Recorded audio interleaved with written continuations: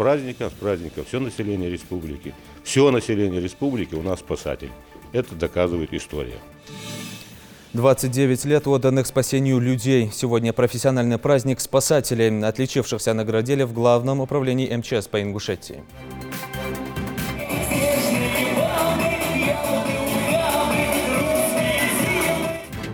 Новогодние представления и подарки от главы Ингушетии. Деды Морозы из разных стран встретились на сцене Тюза.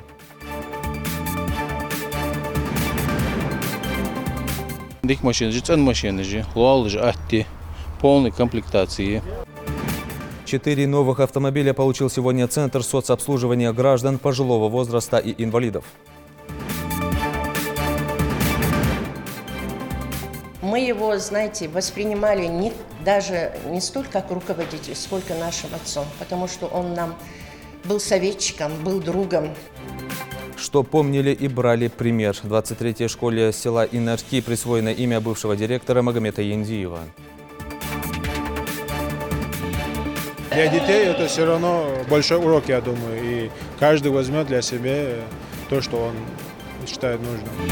Спортивный мастер-класс. Совместная тренировка настоящих и будущих чемпионов по дзюдо прошла во Дворце спорта «Магаз».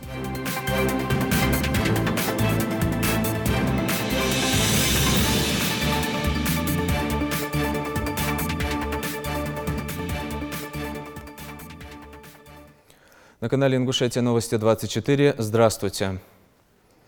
Глава Ингушетии Махмуд Али Калиматов от всего ингушского народа и от себя лично выразил соболезнования семьям погибших в результате крушения самолета в Алмате.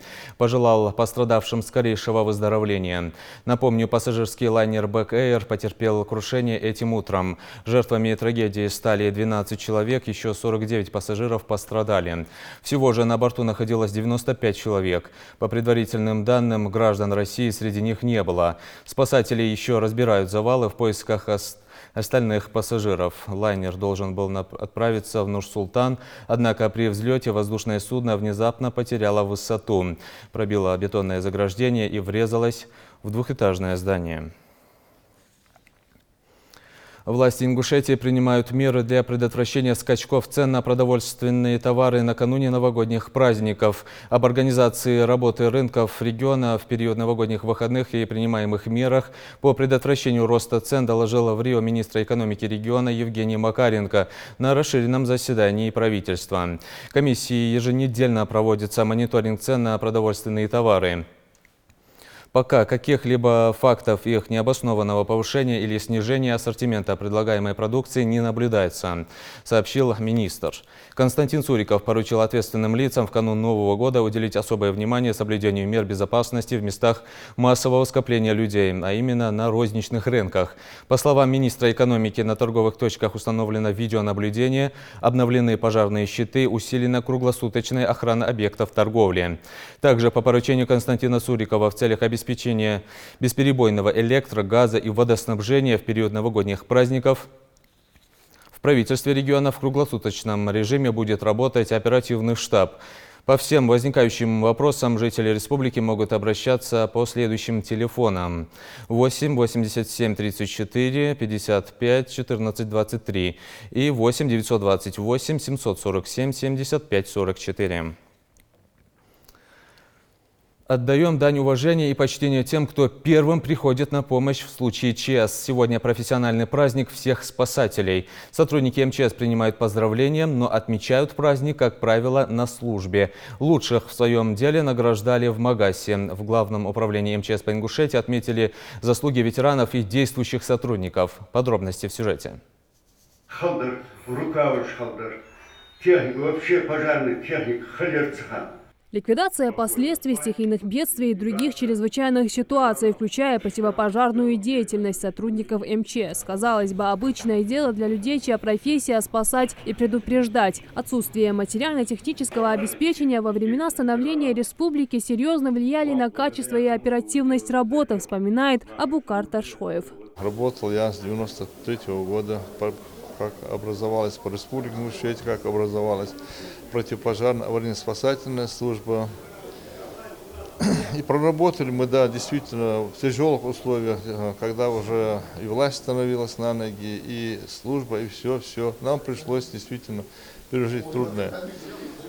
Условия были трудные. Ну, на данный момент, сегодняшний день, я рад за то, что у нас вот так вот все обновилось, все стало, и молодежь, пополнение такое хорошее, и поставленные задачи, что справляется отлично. МЧС – федеральное министерство, включающее подведомственные аварийно-спасательные и противопожарную службы. Имеет своих героев в каждой из этих категорий. Отличившимся сотрудникам и ветеранам в их профессиональный праздник в торжественной обстановке вручили медали и грамоты за добросовестное исполнение обязанностей, инициативу и усердие при исполнении служебного долга.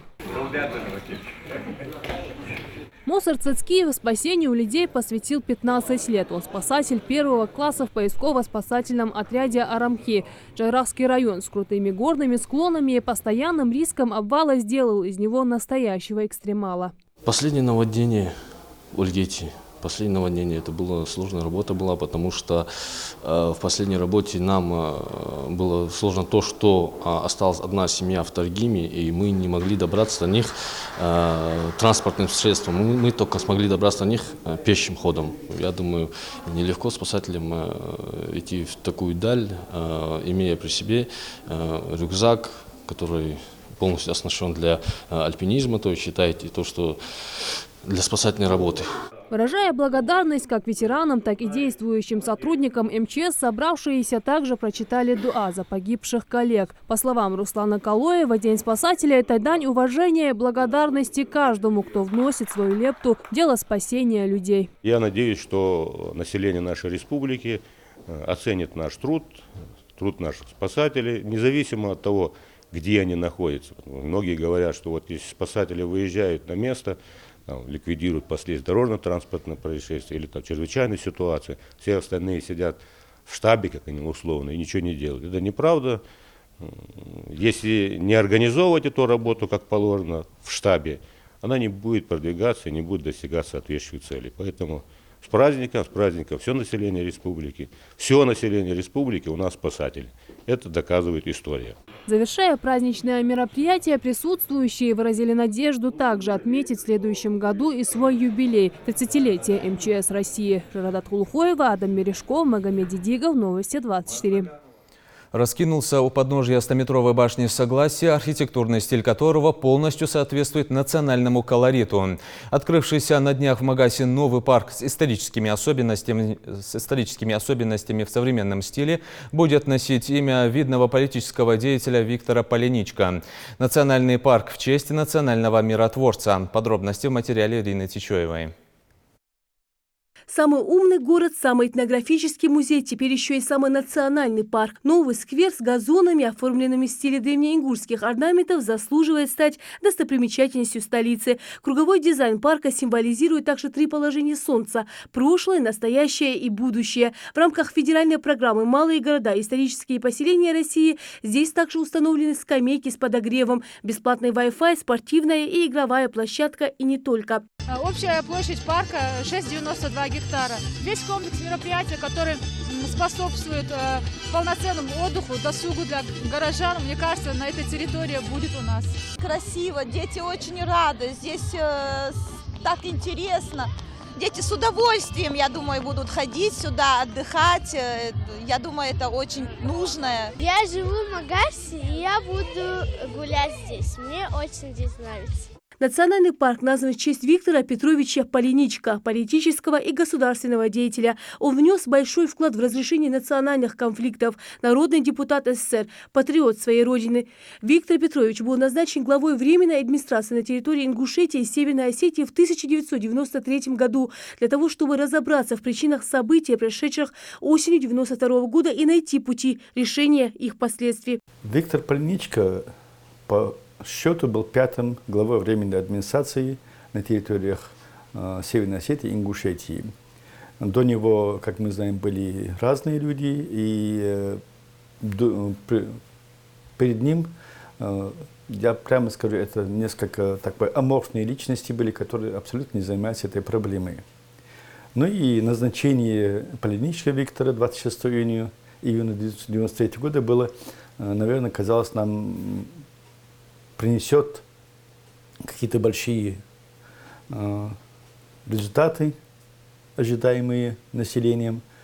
И поэтому с этим связано то, что мы сегодня говорим о Викторе Полиничко как человек, который пытался и хотел решить проблему именно в ее кардинальном плане. Но надо учитывать факт, что всего 1 месяц и 4 дня ему удалось поработать. 26 июня 1993 года он был назначен. Кстати, постановление правительства, если до этого были все назначены указом президента России, он был последним правительством назначен. Соответственно, это же постановление поставило задачи перед Полиничко по решению, по ликвидации последствий осетино-ингушского конфликта. По прибытии сразу на место попытался глубоко разобраться в сущности происходящего. Он неоднократно приезжал в Ингушетию, встречался с руководством нашей республики, беседовал с руководством Северной Осетии, понимая, что решить вопрос межнациональных отношений можно будет только глубоко узнав сущность происшедшего. И надо отдать должное, он сумел разобраться и в том, какую позицию занимает федеральный центр в этом конфликте, какую позицию занимает руководство Республики Ингушетия, руководство Северной Осетии, и прикладывал огромные усилия к тому, чтобы беженцы и вынужденные переселенцы из пригородного района и Владикавказа вернулись к своим очагам, вернулись именно туда, где на протяжении веков жили предки ингушей в пригородном районе. На жизни Виктора Полиничко покушались 5 раз. Он погиб 1 августа 1993 года в результате террористического акта. Служебная машина, на которую он передвигался по дороге в селение Тарское для переговоров, была обстреляна неизвестными. Именем Виктора Полиничко названа улица в Ингушетии. Теперь и этот парк в Магасе. Местные жители, безусловно, будут гордиться этим.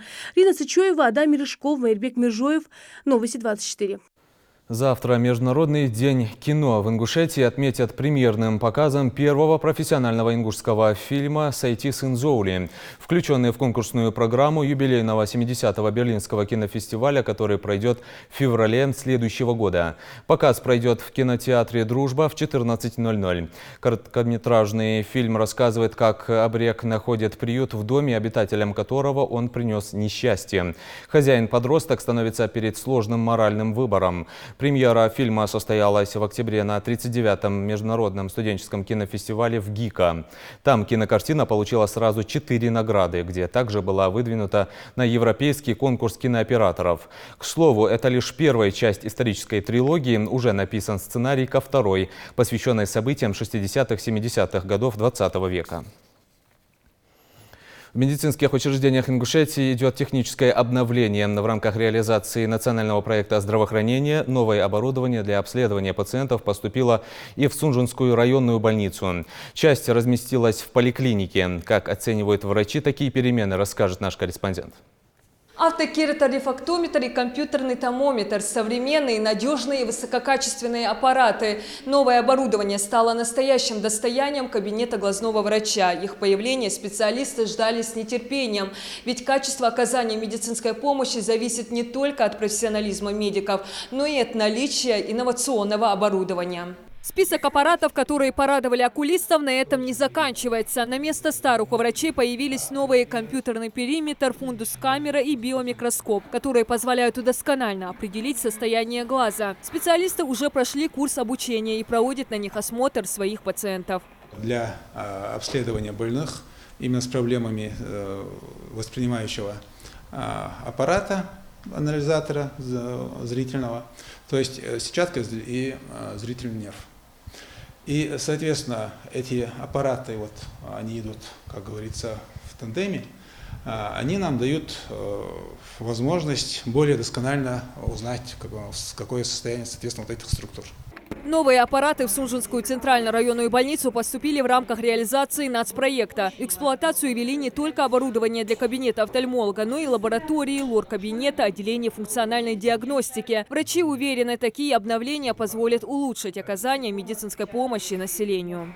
Мы долго ждали, конечно, потому что у нас была необходимость в оборудовании, потому что была нагрузка на то оборудование, которое у нас было, и существенно изменилось качество оказания медицинской помощи и проведения анализов, и очередей меньше стало. Так, Зарете Батажевой посещать кабинет функциональной диагностики приходилось и раньше. Только на таком современном оборудовании ее обследуют впервые. Не сомневается, что от их качества во многом зависит установление правильного диагноза и назначения лечения.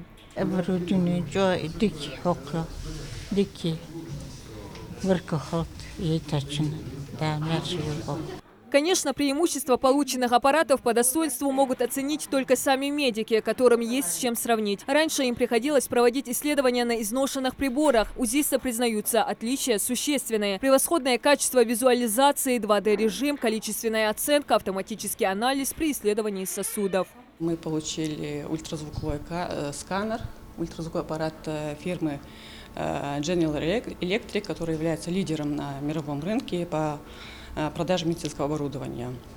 Vivid S60.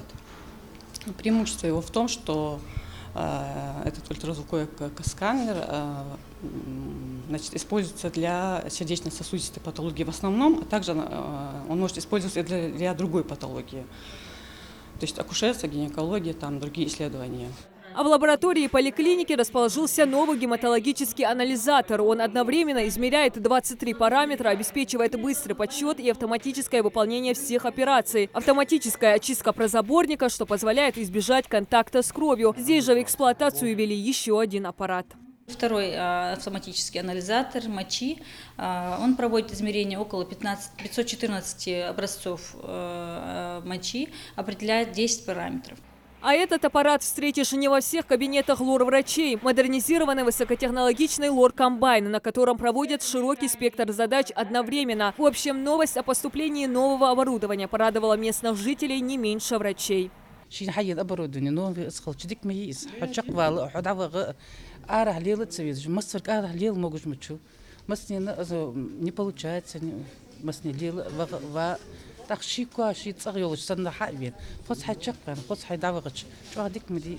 Также врачи Сунжинской ЦРБ могут забыть о старой ИТ-технике, которая вечно зависала, замедляла работу и не позволяла должным образом вести записи. По линии нацпроекта получено более 150 компьютеров, около 80 многофункциональных устройств и принтеров. Будучи врач, не мог никак зайти в программу, обслуживать пациентов. У него уходило гораздо больше времени на это.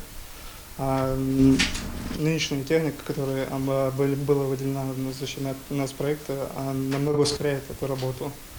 А сейчас врачу намного комфортнее работать с пациентом. То есть у него уходит с этой работы намного меньше. Также в июле этого года в поликлинике реализовали программу «Бережливая поликлиника», которая повысила эффективность работы учреждения и общую доступность медицинской помощи. Большие номера, указатели, разделенная картотека и регистратура, электронная запись. В общем, все введенные новшества преследуют одну цель – отправить пациента максимально довольным оказанными услугами. А судя по отзывам местных жителей, сунжинские врачи имеют благодарных пациентов. حلقتي حون فو إيش داز حقاري دايوج إتو حلقتي حون провожать يخسر إشتبق إشانس ديال ده بق دال دق بابل. Диана Дударова, Магомед Дидигов. Новости 24. Рагда Ханиева в полуфинале вокального суперпроекта «Голос». Очередные вокальные баттлы развернутся сегодня в прямом эфире. Программа пройдет в 9:30 в эфире Первого канала. Напомню, что Рагда прошла в четвертьфинал, исполнив музыкальную композицию группы «Сплин» «Выхода нет». В полуфинале останутся по 2 вокалистов из каждой команды. В финал проекта попадут лишь 4 исполнителя, лучшие из которых определится путем зрительского голосования. Санта-Клаус, Том Тен, Николаус и их собратья. Деды Морозы из разных стран мира встретились сегодня на сцене Тюза. Целая команда сказочных персонажей развлекала детей забавными номерами и представлениями. А кульминацией новогоднего представления стали подарки от главы Ингушетии. Их детям вручили сотрудники регионального Миннаца. Жалидат Халухоева расскажет. Сотни детишек из Базоркина, Майского, Корца, Дачного и села Новое. В эти предпраздничные дни по поручению главы региона их пригласили в гости лично к самому Дедушке Морозу. Вот только в этой новогодней сказке он не один дедушка. Тут и Санта-Клаус, Том-то из горной Швеции, и Вайнахсман из Германии. Они собрались все вместе, чтобы подарить детишкам настоящую зимнюю сказку.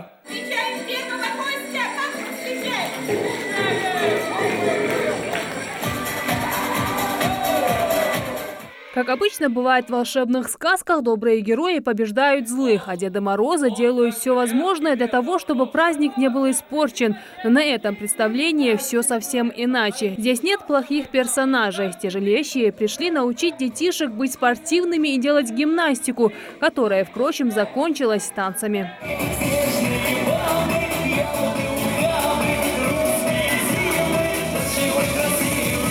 Смогли познакомиться дети и с английским Дедом Морозом Санта-Клаусом, узнать, как отмечают праздник на Туманном Альбионе. А кто-то из ребят даже рассказал стихотворение на английском языке.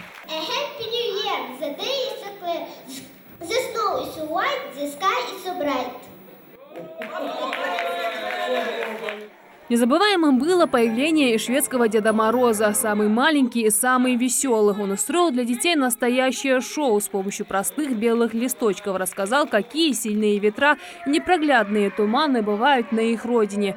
Через минуту те же листки превратились в снежки, покидаться которыми не отказался ни один ребенок.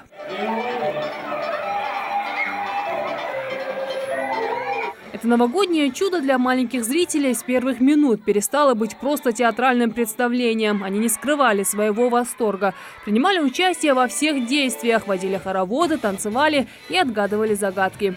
Герой был Дедушка Мороз и Снегурочка, и эти другие были. Санта-Клаус были эти тоже. Они красиво пели. Я узнал очень много про Деда Мороза, как кто называется, кто откуда. Я бы хотела на следующий год опять приехать сюда.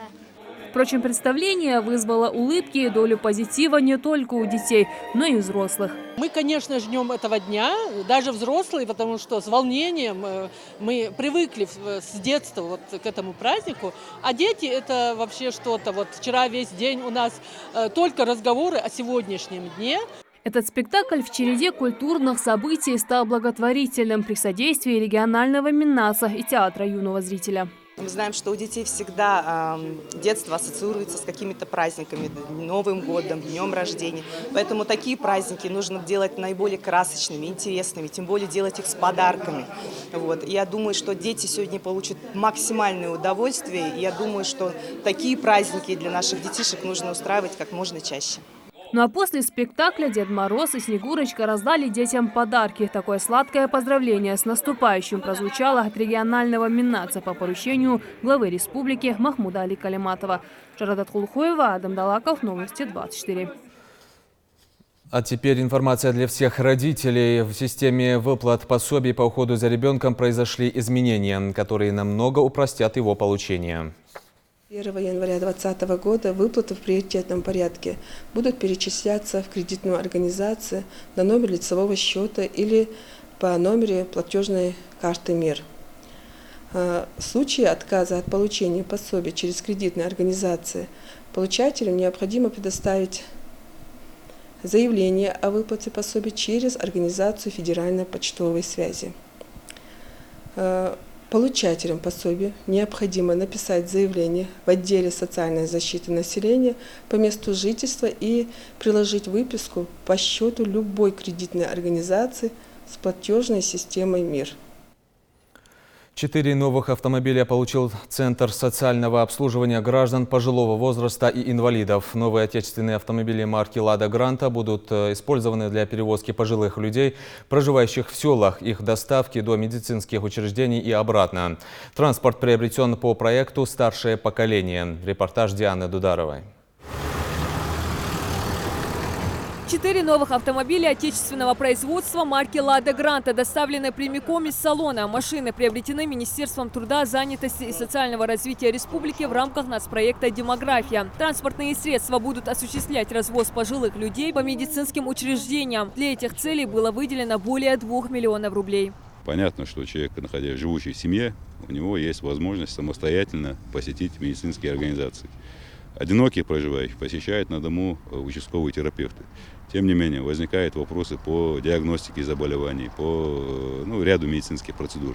В этой связи транспорт используется только для доставки этих лиц в организации медицинского обслуживания в сопровождении социального работника. Транспортные средства обретены для реализации подпроекта «Старшее поколение», который предполагает обеспечение доставки лиц старше 65 лет, проживающих в сельской местности. Ключи от новеньких авто получила подведомственная организация Министерства, Республиканский центр социального обслуживания граждан пожилого возраста и инвалидов. Учреждение обслуживает более 4000 одиноко проживающих престарелых людей. Соцработники не сомневаются, что полученные автомобили позволят улучшить качество обслуживания пожилых людей. Я бы хотел поблагодарить и руководство министерства, и руководство республики в целом. Сказать спасибо и не от себя лично, и от пожилых людей. Сейчас они могут комфортно добраться до медучреждения. Осуществлять развоз людей преклонного возраста будут штатные водители. Транспортировкой больных и пожилых пенсионеров они занимаются не первый год. Здесь же поторопились осмотреть автомобили и оценить их преимущества перед старыми авто. Полной комплектации. Теперь у Республиканского центра социального обслуживания граждан пожилого возраста и инвалидов собственных 14 новых транспортных средств. Еще несколько месяцев назад в рамках нацпроекта им также были вручены 9 автомобилей. 1 «Газель» для инвалидов и 8 легковых. Диана Дударова, Асхаб Белакеев, Новости 24. Тысячи семей расплатятся за ипотеку при поддержке государства. Госпрограммой могут воспользоваться семьи, в которых с 1 января 2019 года по 31 декабря 2022 родились третьи или последующие дети. Заявки от заемщиков банки начали принимать еще в сентябре. Для получения поддержки заемщику необходимо обратиться к своему кредитору с заявлением о погашении части ипотечного кредита. Приложить документы, удостоверяющие личность и гражданство заявителя и его детей, материнство или отцовство, а также документы о предоставлении ипотечного кредита и покупке жилья или земельного участка под строительство жилого дома. Пример для подражания о Магомете Яндиеве лучше всех расскажут его коллеги и ученики. Глубоко порядочный, образованный, доброжелательный, любивший свою работу и посвятивший практически всю жизнь обучению других. 23-я школа села Инерки, в стенах которой педагог проработал более 30 лет, отныне носит его имя. О торжественном мероприятии сюжет Даны Плиевой.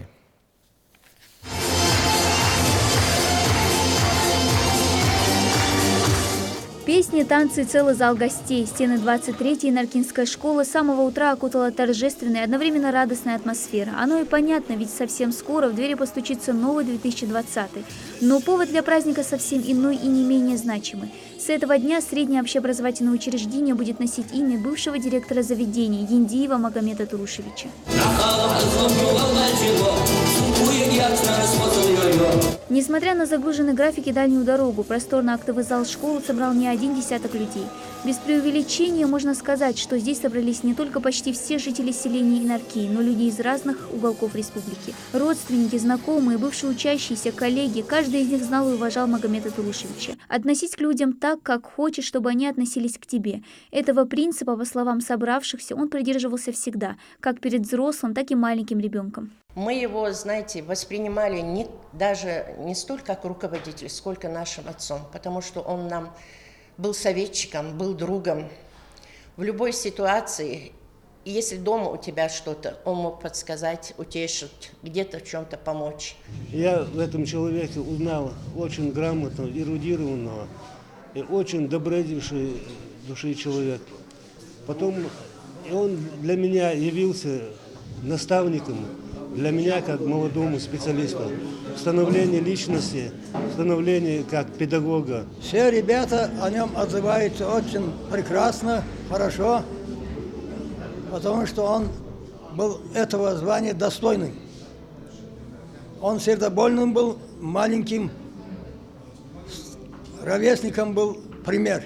В торжественной церемонии участвовали почетные гости, в числе которых зампред правительства Марьям Амриева, зачитавшая распоряжение Константина Сурикова, а также министр образования региона Эсет Бокова. Переименовать государственное бюджетное общеобразовательное учреждение, средняя общеобразовательная школа номер 23 сельского поселения Инарки имени Магомеда Турушевича Яндиева. Присвоение этого имени достойного человека в школе ко многому будет обязывать и педагогический коллектив, и учащихся. Представление из рук Марьям Амриева получил уже нынешний руководитель школы Петимат Мархиева. На пост директора она заступила всего 4 года назад. Лично познакомиться с человеком, чье имя теперь носит школа, она не успела. Но не раз слышала немало хвалебных отзывов о Магомете Яндиеве из уст коллег. Мне кажется, герой не только тот, кто бросается по танку, делает какие-то подвиги. Хороший человек, оказывается, это тоже профессия. Бывший директор школы был и остается для нее примером не только прекрасного руководителя, но и человека, глубоко преданного любимому делу. Возглавив школу в 80-м году, с первых же дней постарался сделать так, чтобы дети учились в более комфортных условиях. Он нас собрал всех и сказал: если я начинаю руководство, вы все мои бывшие ученицы, ученики, я думаю, я в вашем лице найду поддержку, давайте все вместе постараемся украсить эту школу, привести ее в надлежащий вид. Мы все, конечно, приняли все это во внимание, стали ему помощниками. А уже через 9 лет усилиями директора 8-летняя школа была преобразована в среднюю. Первый выпуск состоялся в 1991 году. Среди 32 11-классников оказался и сын Магомета, Амирхан. Для отца, делится он, это стало одним из самых приятных и значимых воспоминаний, связанных с тем, что никто из его одноклассников не хотел покидать родные школьные пенаты. Из-за того, что там еще ходить далеко было в ту школу, с одного края села в другой край села, и исходя из этих соображений она была преобразована усилиями отца и всего там творческого коллектива, там и руководства, там тогдашнего руководства, да, была преобразована. 10 детей, каждый нашел свое место в жизни. Старший сын Ахмед пошел по стопам родителя. В этой школе он проработал учителем около 40 лет. Хвалить своего отца ему непривычно, но он всегда оставался для него примером. Это не мое мнение, он своим поведением, своими делами, своей работой, все его любили, уважали. Вслед за первым выпуском образовательное учреждение проводило во взрослую жизнь не одно поколение талантливых и способных ребят. И в каждом до сих пор живут чувства любви и благодарности всему педсоставу и бывшему директору, и педагогу одновременно. Перед тем, как возглавить школу, Магомед Яндиев порядка 30 лет проработал здесь учителем русского языка и литературы. В числе его учеников и нынешний глава Малгобекского района Хамзат Далтмурзиев. Сотни людей, если не тысячи, были его учениками и получили от него знания, которые Магомета Турушевича нет, но знания остались. Мы, старшие, которые здесь сидим, мы его помним непосредственно. Я его запомнил как человека глубоко порядочного, образованного и интеллигентного. Видеообращение с поздравлениями поступает и за рубежом. Так, выпускница школы Фариза Катиева не упустила случай поздравить с таким радостным событием педсостав прямо из Австрии. Я помню Магомеда Турушевича очень благородным человеком, порядочным, честным человеком высокой нравственной культуры, добрым, харизматичным. И в нас, в своих подопечных, он воспитывал такие качества, как «я», «эсдел», «си». Всегда безукоризненный, аккуратный, даже в этом он был для нас примером. Настоящий учитель – это тот, в ком заложено нравственное начало, и его он воспитывает в своих учениках. Магомета Яндиева не стало в 1999 году, но человек жив, пока его помнят. А воспоминания о нем теплятся не только в сердцах его родных, но учеников, коллег, всех жителей села. Ими пропитаны стены школы, которую теперь будет украшать вот такая табличка. После завершения торжественной части старейшины села прочитали Мавлид. Дана Плиева, Асхаб Белакиев, Новости 24. Во Дворце спорта «Амагаз» прошел спортивный вечер, посвященный дзюдо. Обмен опытом, демонстрация профессиональных бросков и приемов от опытных спортсменов. Лучшая мотивация на покорение спортивного Олимпа. Мастер-классы от именитых дзюдоистов Мусыма Гушкова, Хасана Калмурзаева и других борцов получили воспитанники секции. За совместной тренировкой настоящих и будущих чемпионов наблюдал Идрис Ижиев. Сегодняшний вечер во Дворце спорта больше похож на трансляцию престижного международного турнира по дзюдо. Лучшие мастера ингушской школы дзюдо сегодня собрались для совместной тренировки с юными борцами со всей Ингушетии. Дети с неподдельным восторгом смотрят на профи и предвкушают сегодняшнее занятие. В общей разминке Атах уже даю лиговой мастер-класс. Мастер-класс с именитыми спортсменами прежде всего носит мотивирующий характер, так как за несколько часов отточить навыки до безупречности просто не получится. Магомед Плиев, дзюдоист, не раз участвовавший в различных турнирах, внимательно выполняет указания мастеров. Такая открытая тренировка у него проходит не впервые. Однако, как признается Магомед, каждый раз он узнает что-то новое. Это для меня очень большой почет, потому что они, как я из Ингушетии, для меня они как мой стимул. Я горжусь ими, потому что они ингуши, родная кровь. Брат Магомеда, Султан Плиев, напротив, только в начале своего пути в спорте. Как признается Султан, до этого видел наших чемпионов только по телевизору. Поэтому, узнав о мастер-классе, он раньше всех приехал во дворец спорта. Я очень рад, не всегда получается, очень редко получается тренироваться с кумиром. Видя их достижения, тоже хочется стать таким же профессиональным. Для этого, я думаю, что для этого нужно упорно тренироваться, не пропускать тренировки, всегда быть в зале. Иншаллах, я тоже стану, как и они. Дзюдо – это прежде всего искусство владения своим телом, особенный стиль борьбы с плавными легкими движениями. У каждого мастера есть свои козыри, приемы, которые отточены до совершенства. Вспоминаю вообще в их возрасте себя, мы с интересом с большим интересом наблюдали и смотрели вообще, когда тем более вживую видели какого-то спортсмена, даже наших спортсменов, которые выступали в Олимпийские игры, Чахиева Рахима, Назира Манкиева. Хоть даже другой вид спорта, для меня все равно был интерес, я с интересом, с большой удовольствием наблюдал, общался с такими опытными спортсменами, и я думаю, у них тоже такой интерес. Самое главное, чтобы у ребенка было желание, это то, что он хочет работать, он готов потренироваться этим трудностям. Он это поймет, если он к этому готов, я думаю, без разницы, талант, не талант, он добьется своего успеха. Открытые тренировки с профессионалами очень плодотворно влияют на молодого спортсмена, ведь все чемпионы когда-то были такими же новичками. Я думаю, польза в этом есть, потому что дети видят вживую таких людей, как олимпийских чемпионов, призеров Европы, мира и призеров чемпионов России, поэтому когда у тебя есть живой контакт с людьми, это все равно вызывает другие эмоции. И для детей это все равно большой урок, я думаю. И каждый возьмет для себя то, что он считает нужным. Сегодняшняя тренировка позволит юным спортсменам обогатиться бесценным опытом. Как признаются наши чемпионы, даже одна вдохновляющая речь может укрепить дух и закалить характер на большие свершения. Конечно, чтобы техника, в техническом плане, чтобы что-то показать, это очень мало времени. 2-3 часа мы проведем с ними, да? Это очень мало времени, чтобы что-то такое весомое показать. А так, ребята, у них есть такая возможность непосредственно самим задать какие-то вопросы, интересующие их. Именно в этом плане, я думаю, больше пользы, нежели в техническом. Эту тренировку ребята запомнят надолго. Незабываемые эмоции сегодняшнего мастер-класса станут стимулом молодым дзюдоистам для более усиленных тренировок и веры в свой успех. Ведь эти профессионалы дзюдо когда-то были такими же новичками. Идрис Ижиев, Магомед Белакиев, Новости 24. Наш выпуск на этом завершен. Оставайтесь на канале Ингушетия.